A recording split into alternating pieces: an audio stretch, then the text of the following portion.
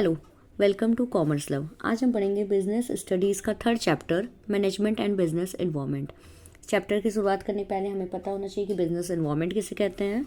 तो business environment किसे कहते हैं? सम टोटल ऑफ फैक्टर्स, जितने भी बिजनेस एनवायरनमेंट में जितने भी फैक्टर्स होते हैं जो हमारी बिजनेस को इन्फ्लुएंस करते हैं, मतलब जिसके होने ना होने से हमारे बिजनेस में प्रभाव पड़ता है, उसे क्या कहते हैं? Business environment. और जिसका बिजनेस पे कोई कंट्रोल नहीं होता। इसमें दो वर्ड बहुत इंपॉर्टेंट हैं, थ्रेट्स एंड अपॉर्चुनिटीज़।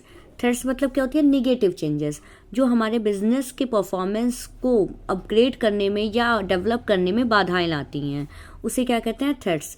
और अपॉर्चुनिटीज़ किसे कहते हैं? जस्ट अपोजिट थ्रेट का, जो हमारे बिजनेस में पॉजिटिव चेंजेस होते हैं, जिसके हेल्प से हमारे बिजनेस के परफॉर्मेंस में क्या होता है? इम्प्रूवमेंट होता है। तो थ्रेट्स जो होते हैं हमारे बिजनेस के लिए अच्छे नहीं होते हैं, लेकिन अपॉर्चुनिटीज़ जो होती है वो हमारे बिजनेस के लिए यूज़फुल होती है एंड फ्रूटफुल होती है। ठीक है ना? आई होप आपको मीनिंग बहुत अच्छे समझ में आई होगी। अब हम चलते हैं फीचर्स की तरफ। फीचर्स मतलब विशेषताएं क्या हैं बिजनेस एनवायरनमेंट की? टोटलिटी ऑफ एक्सटर्नल फोर्सेस, मतलब एक्सटर्नल फोर्सेस, जो भी हमारे बिजनेस में एक्सटर्नल फोर्सेस होते हैं, जैसे कि जिस पे बिजनेस का कोई कंट्रोल नहीं होता है, जैसे कि हमारे कुछ नेचुरल कैलामिटीज़ हो सकते हैं जिस पे हमारे बिजनेस का कंट्रोल नहीं है, या फिर हमारे कोई फाइनेंशियल या इकोनॉमिक प्रॉब्लम हो सकती है जिस पे हमारे, मतलब ये कह सकते हैं जिसमें कि जिस पे हमारे बिजनेस का कोई कंट्रोल नहीं होता है, उसे क्या कहते हैं? Totality of external forces. ठीक है ना? इंटर रिलेटेडनेस क्या किसे कहते हैं? इंटर रिलेटेडनेस होती है कि हमारी जो बिजनेस की एक्टिविटीज़ होती हैं वो एक दूसरे से क्या होती है? को रिलेट होती हैं, कि जैसे कोई भी एक फैक्टर है वो दूसरे फैक्टर से क्या होता है? रिलेट करता है। जैसे कि अगर हमारे कंपनी में इंपोर्ट हो रहा है, एक्सपोर्ट हो रहा है, तो वो डायरेक्टली किससे रिलेटेड होगा? फाइनेंशियल से रिलेटेड होगा या इकोनॉमिक से रिलेटेड होगा। मतलब कि कहने का मतलब कि बिजनेस में जितनी भी एक्टिविटीज़ होती हैं वो एक दूसरे से क्या होती हैं? इंटर रिलेटेड होती हैं। थर्ड वन है डायनेमिक नेचर। बिजनेस में जितनी भी एक्टिविटीज़ होती हैं वो डायनेमिक नेचर की होती है। मतलब ये नहीं है कि कोई भी एक्टिविटी वो आपकी कांस्टेंट हो गई कि हाँ ये एक्टिविटी आज ऐसी हो रही है तो कल भी फ्यूचर में ऐसी ही होगी। नहीं, डायनेमिक मतलब इसके नेचर में हमेशा चेंज होता रहता है। अनसर्टेनिटी, बिजनेस में कुछ भी सर्टेन नहीं होता। कभी भी आपको बहुत ज़्यादा प्रॉफिट हो सकता है, कभी बहुत ज़्यादा लॉस हो सकता है, कभी कुछ भी आपका ख़राब हो सकता है, कभी बहुत फ्रूटफुल हो सकता है। तो कहने का मतलब है कि बिजनेस में हमारा कुछ भी सर्टेन नहीं होता है, ये चेंज होता रहता है क्विकली। कॉम्प्लेक्सिटी, कॉम्प्लेक्सिटी मतलब होता है कि जो बिजनेस के फैक्टर्स होते हैं वो एक दूसरे के ऊपर डिपेंड होते हैं। ठीक है ना? तो ये बहुत ही कॉम्प्लेक्स प्रोसेस हो जाता है। जैसे कि कोई भी एक फैक्टर दूसरे फैक्टर के ऊपर डिपेंड है, किसी एक में लॉस हो रहा है तो दूसरे में भी उसका इफेक्ट हो सकता है। तो ये क्या है? हमारा बहुत ही जटिल प्रोसेस होता है। रिलेटिविटी मतलब जैसे इसी की तरह है, कॉम्प्लेक्सिटी की तरह, कि रिलेटेड मतलब सारे फैक्टर्स एक दूसरे से रिलेटेड होते हैं। ये नहीं है कि एक कोई फैक्टर है जो अलग है और दूसरा उससे कोई रिलेटेड नहीं है। तो सारे फैक्टर्स हमारे एक दूसरे से रिलेटेड होते हैं। आई होप आपको फीचर्स बहुत अच्छे से समझ में आएंगे। अब हम चलते हैं इसके इंपॉर्टेंस की तरफ। इंपॉर्टेंस में फर्स्ट क्या है? First mover advantage. First mover advantage मतलब क्या होता है कि हमारे जो बिजनेस में क्या है, बहुत सारी अपॉर्चुनिटीज़ अवेलेबल होती हैं। ठीक है ना? Opportunities available in the sense कि हम उसको, अगर हमारे बिजनेस में बहुत सारी अपॉर्चुनिटीज़ हैं, हम उसको अगर सही तरीके से यूज़ करेंगे तो वो हमारे लिए क्या होंगे? एडवांटेज हो जाएंगी। अगर हम उस अपॉर्चुनिटीज़ का सही से यूज़ नहीं करेंगे तो हमारे लिए वो क्या हो जाएगी? डिसएडवांटेज हो जाएंगी। वार्निंग सिग्नल, वार्निंग सिग्नल क्या कहते हैं? ये किससे रिलेट होती है? थ्रेट से। मतलब कि थ्रेट में क्या होता है कि हमारे की कुछ जो बाधाएं आने वाली हैं, जो भी हमारे बिजनेस में नेगेटिव चेंजेस आने वाले हैं, वो हमको पहले से बता सकते हैं। जैसे कि फॉर एग्जांपल अगर आप अर्थक्वेक आने वाला है तो हमको पहले से ना कि वो पता चल जाता है न्यूज़ से या कहीं से भी कि हाँ ऐसा कुछ होने वाला। तो हम उसको, अगर उसका प्रिकॉशन ले लें तो हम अपने बिजनेस को उस निगेटिव चेंज से बचा सकते हैं।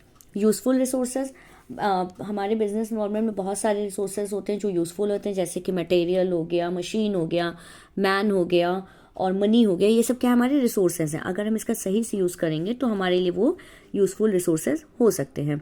कॉपिंग विथ रैपिड चेंजेस मतलब क्या है? बिजनेस हमारा है, आज किसी और चीज़ का फैशन है, कल किसी और चीज़ का फैशन है। तो वो क्या है? हमारा जो बिजनेस है वो रैपिड चेंज होता रहता है। जैसे कि आज इस चीज़ का फैशन चल रहा है, कल किसी और चीज़ का फैशन चल रहा है। तो हमें उस फैशन के हिसाब से, उस कंपटीशन के हिसाब से अपने बिजनेस को अपग्रेड करते रहना चाहिए। असिस्टिंग इन प्लानिंग, हमें अपने बिजनेस में प्लान बना के पहले वर्क करना चाहिए। हमारा पहला प्रोसेस ही है मैनेजमेंट का कि कुछ भी हमें शुरू करना है तो वो उसमें हमारी प्लानिंग रहनी चाहिए। विदाउट प्लानिंग हम अपने बिजनेस में अगर सोचे कि हम सक्सेस हो पाएंगे तो ये इम्पॉसिबल है। इम्प्रूवमेंट इन परफॉर्मेंस, हमें अपने परफॉर्मेंस को हमेशा इम्प्रूव करते रहना चाहिए। ये नहीं कि हम जिस मेथड को अप्लाई कर रहे हैं उसी पे रिजिड हो जाएं, उसको चेंज ही ना करें। तो हमारे परफॉर्मेंस में, हमारे बिजनेस में सब कुछ क्या होने चाहिए, इम्प्रूवमेंट होते रहने चाहिए। ठीक है ना। अब हम चलते हैं कंपोनेंट्स ऑफ बिजनेस के इन्वायरमेंट की तरफ से। इसके दो पार्ट होते हैं, internal environment and external environment. Internal environment में आपके क्या क्या आते हैं, ऑब्जेक्टिव्स क्या हैं आपके बिजनेस इन्वायरमेंट के, पॉलिसीज़ क्या हैं, आपके ऑर्गेनाइजेशन का स्ट्रक्चर क्या है, उसमें मैनेजमेंट कैसे हो रहा है, उसमें प्रोडक्शन मेथड कैसे क्या यूज़ कर रहे हैं, उसमें प्रोडक्शन कैपेसिटी क्या है। ठीक है ना। और एक्सटर्नल में क्या आता है, माइक्रो इन्वायरमेंट और मैक्रो इन्वायरमेंट। माइक्रो इन्वायरमेंट में क्या आता है, आपके कस्टमर हो गए, सप्लायर हो गए, पब्लिक हो गए, कॉम्पिटिटर हो गए, मार्केटिंग इंटरमीडिएटरीज हो गए। मैक्रो में क्या आते हैं, इकोनॉमिक हो गए, सोशल इन्वायरमेंट हो गए, पॉलिटिकल इन्वायरमेंट हो गए, लीगल इन्वायरमेंट हो गया और टेक्नोलॉजिकल इन्वायरमेंट हो गया। अब इसको वन बाय वन हम एक्सप्लेन करने जा रहे हैं कि कंपोनेंट्स ऑफ बिजनेस इन्वायरमेंट दो फैक्टर्स पे हमारे डिपेंड होते हैं। एक होता है हमारा इंटरनल और एक होता है हमारा एक्सटर्नल। इंटरनल किसे कहते हैं, ऐसे जो भी फैक्टर हमारे बिजनेस में होते हैं जिस पे हमारे बिजनेस का क्या होता है, कंट्रोल होता है। मतलब ऐसे जो भी फैक्टर जिस पे हमारा बिजनेस कंट्रोल कर पा रहा है उसे क्या कहते हैं, इंटरनल इन्वायरमेंट। और इसी का वाइस वर्सा क्या है, एक्सटर्नल इन्वायरमेंट। जिस पे हमारे बिजनेस का कोई कंट्रोल नहीं होता है उसको क्या कहते हैं, एक्सटर्नल इन्वायरमेंट। इंटरनल जो हमारे बिजनेस इन्वायरमेंट खुद बनाते हैं, जैसे कि हमारे कंपनी का या हमारे बिजनेस का ऑब्जेक्टिव क्या होगा, उसमें हमारी पॉलिसीज़ क्या रहेंगी, ऑर्गेनाइजेशन का स्ट्रक्चर क्या होगा, बहुत ही बड़ा हमारा ऑर्गेनाइजेशन होगा या छोटे में ही रहेगा, उसमें मैनेजमेंट इंफॉर्मेशन सिस्टम क्या रहेगा, उसमें हम कहाँ से कौन सा इन्फॉर्मेशन गैदर करेंगे, उसमें हमारा प्रोडक्शन मेथड क्या रहेगा कि हम कैसा क्या रॉ मटेरियल क्या गुड्स प्रोड्यूस करेंगे, उसमें हमारी प्रोडक्शन कैपेसिटी क्या रहेगी कि हमारे जो गुड्स पे हम प्रोड्यूस कर रहे हैं उसकी कैपेसिटी क्या है। ठीक है ना। तो ये हमारे कौन से फैक्टर इंटरनल जिसपे हमारे बिजनेस का क्या होता है, कंट्रोल होता है। और एक्सटर्नल में हमारे बिजनेस का कंट्रोल नहीं होता है, जैसे कि कस्टमर कभी बहुत ही ज़्यादा आ रहे हैं, कभी ना के बराबर आ रहे हैं, तो उस पर हमारा कोई कंट्रोल नहीं है। सप्लायर कब कितने गुड्स प्रोड्यूस हो रहे हैं, कब किसकी डिमांड ज़्यादा हो जा रही है, कब किसकी कम हो जा रही है, इस पर भी हमारा कोई कंट्रोल नहीं है। हमारे पब्लिक के ऊपर भी हमारा कोई कंट्रोल नहीं है। हमारे कंपिटिटर कभी उस प्रोडक्ट को लेकर बहुत ज़्यादा हो जा रहा है, कभी बहुत कम हो जा रहा है।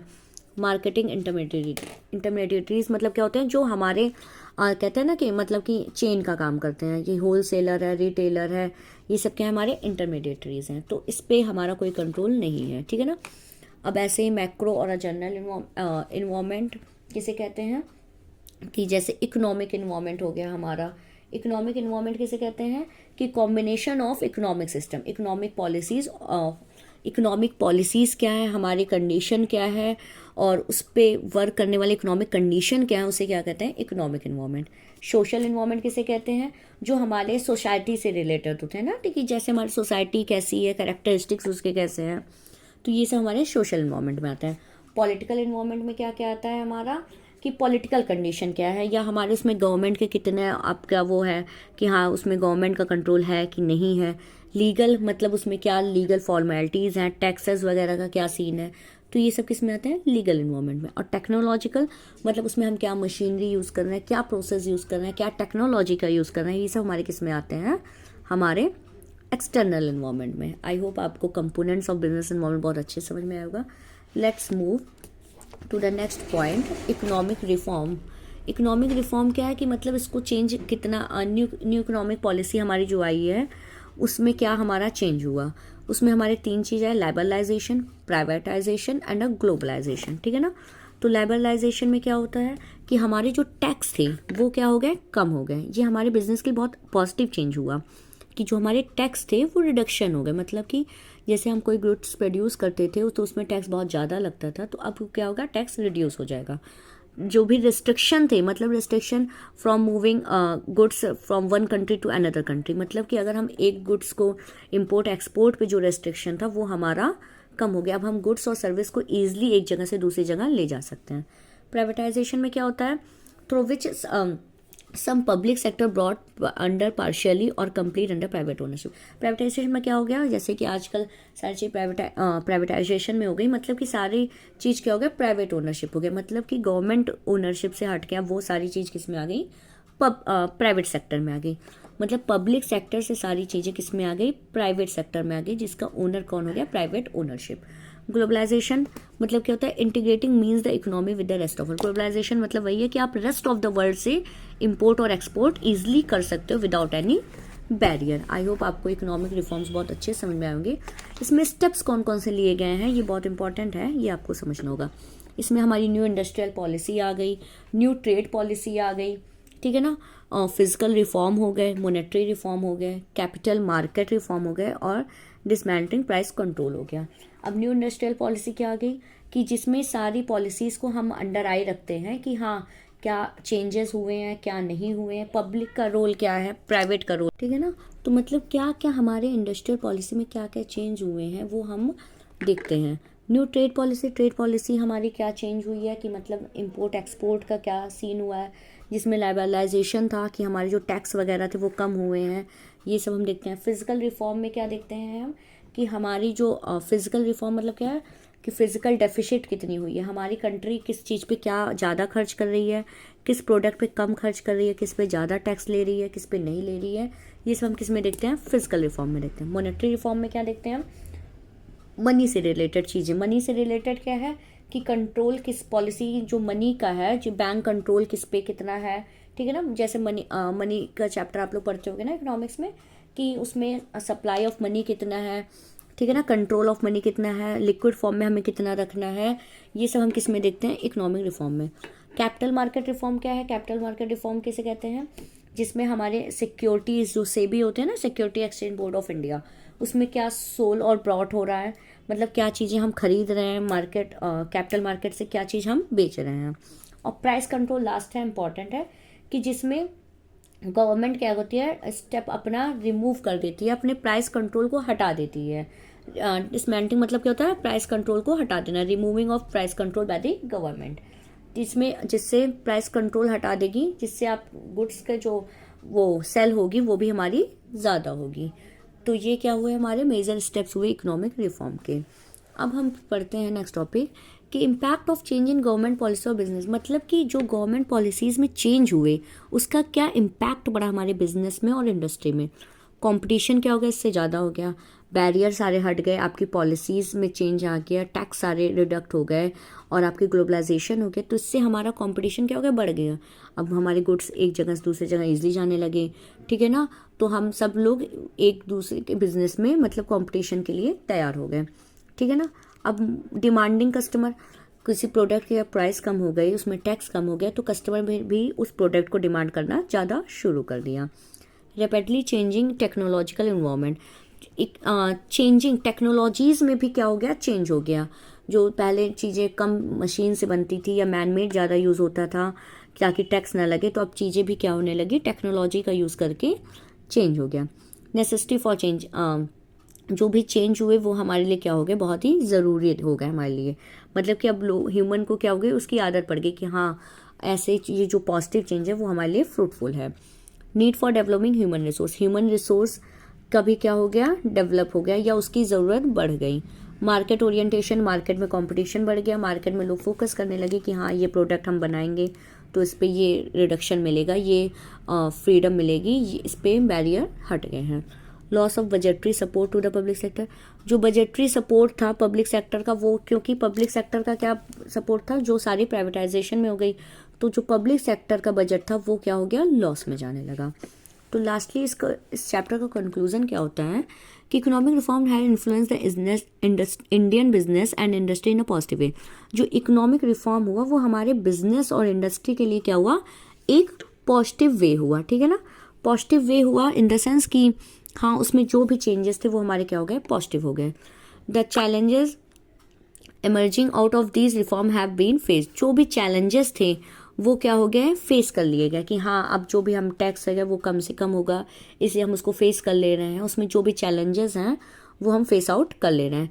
Customer friendly technique are being used, have better relation with the customer, जो भी कस्टमर फ्रेंडली टेक्निक्स थी, मतलब कि जिस टेक्नोलॉजी का यूज़ करके हमारे प्रोडक्ट या जो भी हम गुड्स प्रोड्यूस कर रहे हैं या जो भी हमारी इंडस्ट्री में गुड्स प्रोड्यूस हो रहे हैं, जो भी चीज़ हम बिज़नेस में कर रहे हैं, उसका क्या हो गया, टेक्नोलॉजी का यूज़ करके हमारी जो कस्टमर से नेचर थे या रिलेशन थे वो भी अच्छे हो गए, ठीक है ना, क्योंकि सारे टैक्स और बैरियर सब हट गए और हम कस्टमर फ्रेंडली नेचर के हो गए। आई होप आपको ये चैप्टर बहुत ही अच्छे से समझ में आएगा इजी वे में।